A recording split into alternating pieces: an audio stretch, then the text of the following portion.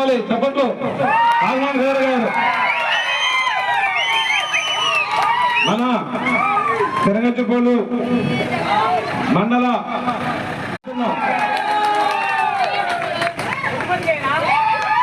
అందరూ చెప్పాలంటే మన అందరూ వారికి హర్షం వ్యక్తం చేయాలి.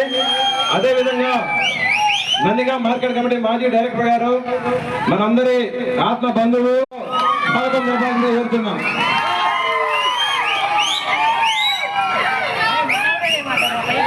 మన కక్కెర